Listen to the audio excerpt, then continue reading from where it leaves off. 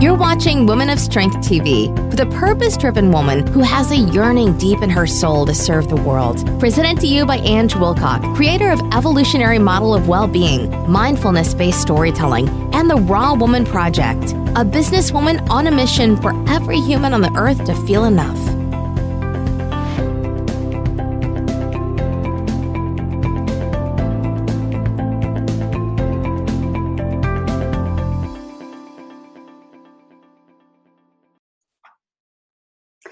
Right, and welcome to another Woman of Strength podcast and TV.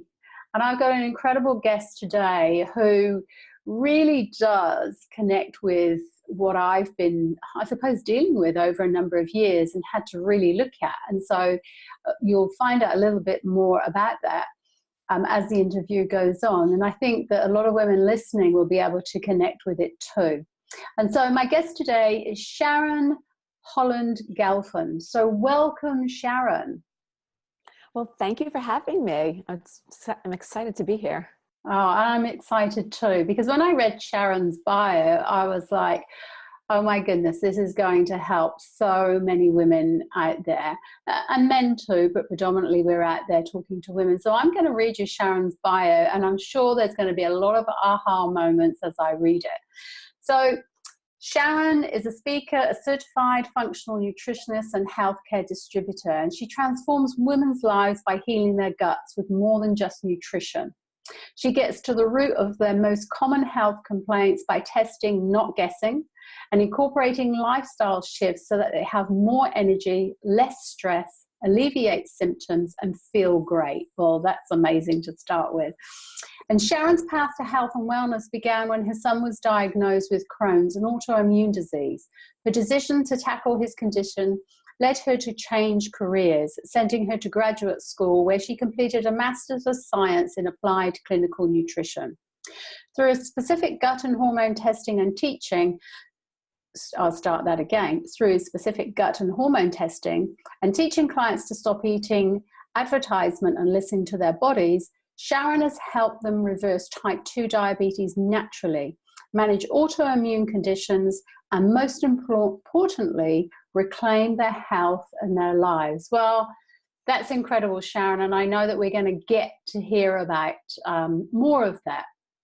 But my first question, as I always ask, is can you share with us your journey of stepping into that woman of strength? I love to share that story because sometimes you don't know what you don't know until something is brought to your attention. And my son's diagnosis was my wake-up call. And I always like to say that it was a blessing in disguise because as with so many of your other guests that you've had, like, you know, so many of us, we are raised, especially as women, to live a certain role, do what we're told, go to school, get a certain education, and just go along the path of life without questioning things. And that was me. And I was in finance and I had a business. Interestingly, though, my body was falling apart. I thought I was healthy. I was exercising. I was doing everything that I thought was right. Exercise, diet, try to get enough sleep, read all the magazines of the six-pack abs and all the things that, right, that are good for you. But I was taking Imitrix shots for migraines. I was on Parladil. I have a pituitary adenoma. I was taking antacids for IBS. I constantly had sinus infections. So I was on antibiotics. I was taking iron for anemia, creams for eczema, eating frequently for hypoglycemia. I am not kidding you. I just didn't realize that that was was healthy. And you thought you were healthy. Wow. I thought I was healthy, you know. Yeah. So when my son was diagnosed, there was like this voice in my head that just said, wait a minute, what is this? And I'm a person who, when it comes to my kids, I need to know. When it comes to me, it's like, I don't know, I guess as mom, woman, you put yourself on the back burner, but for everybody else, you're going to do. Yeah. And the doctor said, no, the medication will help him. Don't worry about anything else. Because I asked, well, should I change his diet? Is there something else I should do? So I didn't like the answer. And my gut, no pun intended, said, you've got to research this. Interestingly, within a week, my son was getting worse and complaining to me that it was the medication. And the doctor was insisting it was the disease. And I reached this tipping point of, wait a minute, why aren't I listening to my son? He's instinctively trusting. He's a kid. He was 11 years old at the time. You know, kids really are tuned in, and we lose that. And he was right. When I actually paid attention and started to do research and listened to him and took him off the medication, he was right. The medicine was making him worse. Wow. And it was really this aha moment of, oh my God, I'm giving my power away. I've got to wake up and do something about this for my son. So when I made that decision to go to grad school and to learn and to really dig deep, I realized that my body was starting to change, and I got off all my medications, and it was just this 180-degree turn of, wow, I'm smart, I'm educated, how did I not know this? And so it became this whole journey now of really, you know, changing women's lives and spreading the word and the message of being able to find the right test for you, tune in, and just realize that you have the power and don't give it away to anybody. So it's been very empowering for me because I found my voice to be this healthcare disruptor and just shake up people's lives. Yeah, and I mean, it is a question that we ask ourselves, and that, you know, how did I not know this? But we've been conditioned to believe in the medical model, haven't we? I mean, we're so conditioned. We go to the doctor, we feel unwell, we stick with it for a while, and then we go to the doctor and say, look, these are my symptoms. And all the doctor does is just give you something to mask your symptoms. But, you know, what you're saying and what we know about gut health is you actually have to get to the root cause. But we're not taught that. You know, we're taught, oh, this medication will deal with this, and then we need another medication to deal with the first medication. And we believe that that's true, that that's making us healthy. And it's like, and I love that you say you're a disruptor, because I'm a disruptor too, because it's like, that isn't right. You know, we're so conditioned and so brainwashed by not just the medical model, but pharmaceutical companies. And absolutely. And our body is so able to heal naturally when we find out what it is that's causing it in the first place. So, wow. So tell us more. So what did you have to do, you know, with your son? Because obviously the medication, as he was, you know, saying to you clearly, this isn't working for me, Mum. So what did you have to do to help him to know that, wow, I can help others too? Well, with him, he actually did need to be on medication, because until I even understood, because it took me a few years because I had to go back to school, we needed to reduce the inflammation, and because he was sick, he missed school and everything. But as I started to do my research, a lot of what I did was change. I started with food, you know, and of course, looking at what was going on in his gut was one thing, but my son, it was almost as though he didn't have any taste buds, because he couldn't eat anything green. He didn't eat vegetables. Everything was always white and colorful, because they're kids, you know, you try to give them whatever, at least in the United States, whatever's you think is healthy, because that, like you said, you're eating advertisements and being conditioned by everything that you're listening to. And I slowly started to shift things with adding stuff in. I didn't tell him he couldn't have something. I started by saying, here, let's try this. And slowly, as I was able to shift and bring in nutrients and learn about supplements, I put him on probiotics before the doctor even knew what they were. Gosh. And and, you know, grass-fed, and taking him off dairy and gluten. I did all of these things way before the medical Western establishment was like, at least in my situation.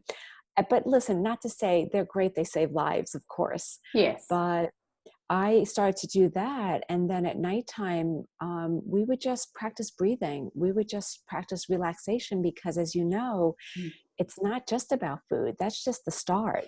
Like you're starting with your temple and your body.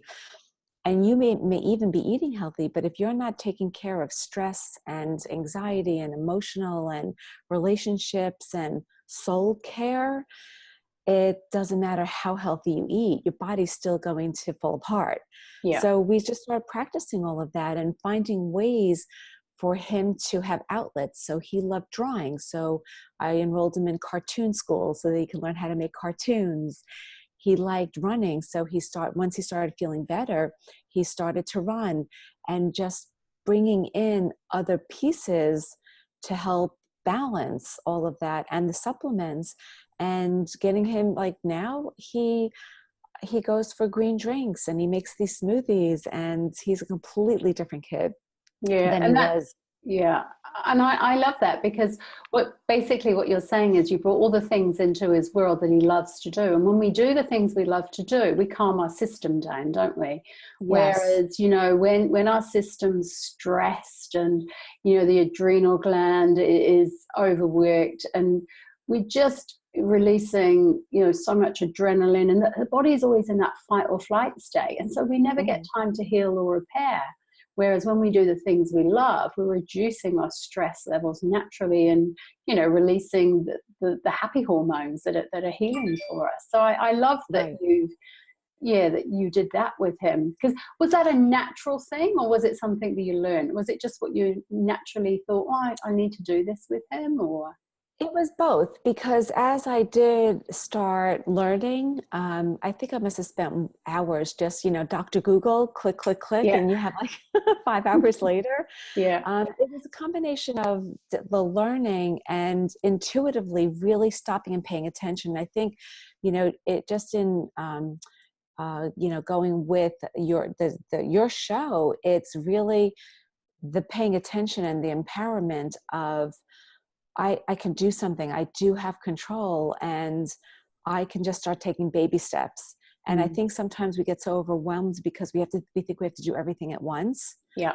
And it really was just about, let's start here and let's just bring one thing in at a time. And then as I was present and paying attention, it became intuitive, because I was trusting my gut and I was listening to him, and he was trusting his gut and listening. And you know, nobody gives you, our bodies are like dashboards, right? There's a whole, the light indicator on a car goes off for change your oil, the tire's low, it speaks to you now. Like, we have that, but nobody's taught us what to pay attention to. So by tuning in and really trusting that I did have the answers and learning, it really made the world of the difference. And so then it became, wait, if I don't know this, how many other people don't know this? And that's when you start, you know, that's when I started like talking and realizing, this is my calling. This is, I've got to just really transform other people's lives, like our lives have been transformed. Brilliant. And so how do you do that? So when you know, you work with women and you go around and you know, you're a speaker and you're doing all this incredible work, where's the sort of starting point for someone if they're feeling unwell or they have, you know, gut problems? Where do you sort of start with them? You actually were talking about this in one of your episodes about journaling. Yeah.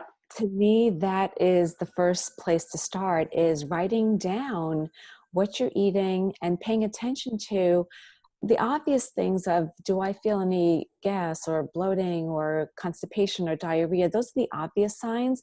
But paying attention to it 1 hour, 3 hours, 5 hours later, because sometimes it's not evident right away. But if you write it down, what you're eating, or it could be you have the sniffles, or you're a scratchy throat, or you're constantly scratching your skin, you know, things that you're doing on a regular basis could be a sign that what you're eating you're sensitive to. So if you write that down, after about a week, you can start putting the puzzle pieces together, and for yourself, at least making a connection of, you know, I notice every time I eat eggplants or peppers or tomatoes, which are nightshade vegetables, I notice that I get hives. I notice that I'm clearing my throat. So paying attention to that, and then testing yourself and saying, let me eliminate it for a week and see what happens. That's that's a simple thing that somebody could do at home to get started, of tuning into their gut. And if they find that they're frustrated and they can't, that's when, you know, I say, come to me, because let's stop guessing and let's do a stool test. Let's map out your whole microbiome and let's really see what's going on there. But I always tell people if they're not sure, because you have to be committed to do this. Yes. And if you're not sure, pen to paper is the best way. And it sounds like, really, I have to do that? But you owe it to yourself to really chronicle it and to, map that out. Yeah, I totally. And so my next question, because, food and all of that is so important, and the nutrition side of it is incredibly important too. Do you do the whole emotion body connection? Because like when you were talking, I mean, I do some of that work with my clients, and when you were talking about, the scratchy throat or the irritating and this, the skin, the way that I work with clients too is around, so if you've got irritants on your skin, what's irritating you in life as well, not just the food and not just your environment, but the emotions. Or if you've got a scratchy throat and you're all the time, it's like, where have you lost your voice? Where are you fearful of speaking up? And so do you do that work with them too, for that whole mind, body, soul connection? Yes. And it's interesting. I'm smiling as you say that about the throat, because I myself had I was getting not only sinus infections, but strep throat constantly. So I was always sick. And it was that connection of not being able to use my voice. So I have my clients fill out a very extensive questionnaire. It's like 26 pages long, because it talks about the spiritual side. It talks about relationships. It talks about places where you found yourself stuck. And it's very thorough. And yes, we get into those conversations of what's going on in your life. Yeah. And sometimes, and many times, especially as I work with younger women, many times it's mother-daughter relationships. Right. That's the root of it. And it's really fascinating because when you start to work with, especially the younger people, and even, women our age, it's like, you can't change them. Let's work on you. And you have to connect the two, because the emotional baggage, you have to find a way to release it. And everybody's different in doing that as well, as you know. Yeah, absolutely. And of course, with the food that we consume, there's also an emotional attachment to that food, isn't there, as well? So, food is massive in terms of that comfort eating, that social aspect of sharing food. There's also the belief systems that are attached to food, like you have to have 3 meals a day and you have to have meat and 2 veg and all those sorts of things that you grow up with. So you're not only dealing with the food that you consume, the advertisement that's going on, but you're also dealing with, a belief system too. So, like you said, it sounds like your assessment is really holistic, and you have to look at all those aspects of your own wellness and well-being. So I love that you do all that work, because it's needed, and I think that's when we started talking about, or certainly I started talking about the medical model as more to life than that. There is, because it's not just about medication, because medication is just masking, an underlying cause. And it sounds like you're getting to the root cause, the emotional, spiritual, the physical, nutritional, all aspects of who we are as beings. So that's fantastic. What amazing work. It's so, well, it's funny. I just actually have to go back to what you're saying about the ads and, the medication. And if you have a problem with that medication, we have another medication. And I actually do a talk about that, because we, like you said, it's like we've been so conditioned. Yeah. It's passed down from generation to generation. And it just has become unconscious. It's so ingrained in us that it's unconscious that we don't question the belief system. Yeah. And when we're asked, well, why do you believe that? Or why do you think that's true? Like, people, they don't know. They truly don't know. And sometimes, like in my family, like it took a health scare to really wake us up. And it's like you need this crack so that you can get in and really say, wait a second, these ads, especially here in America, these ads on TV, like everybody's smiling and they have this nice music. It feels like the sound of music, like you should be Julie Andrews, running through the fields, right? And then you think to yourself, oh, wait a minute, maybe I do need that, and then they go by so quickly with the possibility of sudden death. Like, wait, what? Yeah, I know.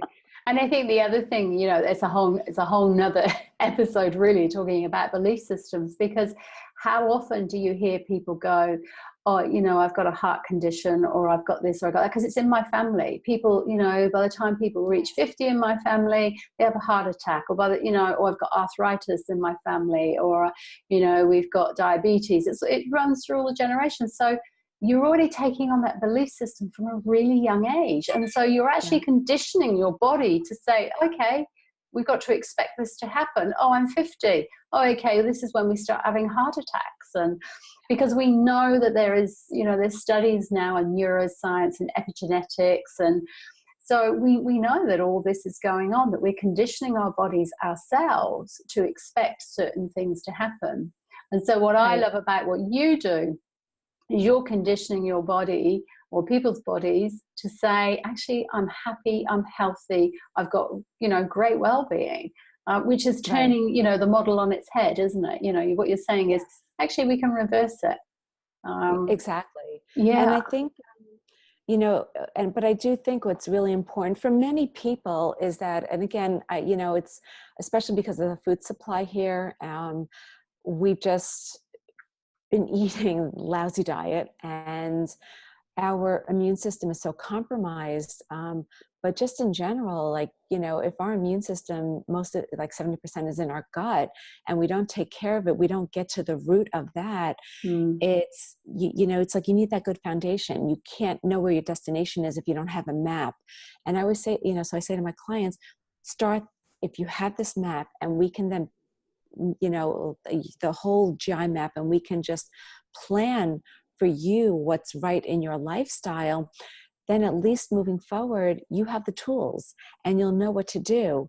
But if you just keep throwing darts at the wall and, you know, and never hit the bullseye, you're just going to, or have the blindfold on, you're never going to get anywhere. And it's like going into the car and saying, okay, I want to go to California from New York, and just putting it in drive and to get to your destination.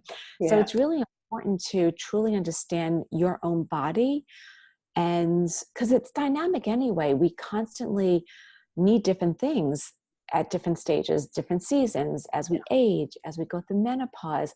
So we really need to truly get to the root of it and make, like you said, the emotional connections and the chakra connections, like whatever it is that we need to center ourselves. Because we're not going to live in a cave. We're not going to go eat bamboo shoots. We live in society. We want to have fun. And we want to know, hey, I can go out to dinner and enjoy myself and not feel like, oh my God, I cheated on my diet. You know, it's really shifting all of that. So belief systems is huge. And you're right. We could do a whole episode on that alone. And you know, we've now come to the end of this interview, because you know, it's such a fascinating subject, isn't it? And, you know, you can't cover it all in half an hour. And this is really, this interview is about your journey, you know, stepping into that woman of strength and how that started. And obviously with your son's condition, and how you're now stepping into your purpose. And I love that. And the journey that you've been on to do, you know, to get to the place where you are today. So before we end, I always ask my guests, is there one little gem that you can leave our listeners with in terms of, you know, their own health and well-being? What would that one gem be for them? Be kind to yourself. And instead of saying, I cheated, and looking at it as something bad, shift the mindset and look at the good of it. I'm indulging, I'm living, I'm happy. Find something positive, and that'll help you take that first step forward. Brilliant. Because it's so true. You know, if we're kind to ourselves, our body is kind to us too in return, isn't it? So absolutely. Great. Well, thank you so much, Sharon. And I think what we need to do is we probably need to set up another call. Maybe we'll do a Facebook Live or something like that, just around, you know, keeping ourselves healthy and looking at those limiting beliefs that we bring into our world, you know, and into our bodies. So that would be amazing to do that. But thank you so much. I really enjoyed this. I mean, I connect so much to this message that you're out there delivering. So thank you. So enjoyable for me. Thank you so much for having me. It's been very enjoyable. I loved the conversations, very easy flowing. So thank you again. I really appreciate it. And yes, would love to do another one with you. Brilliant. Thank you so, so much.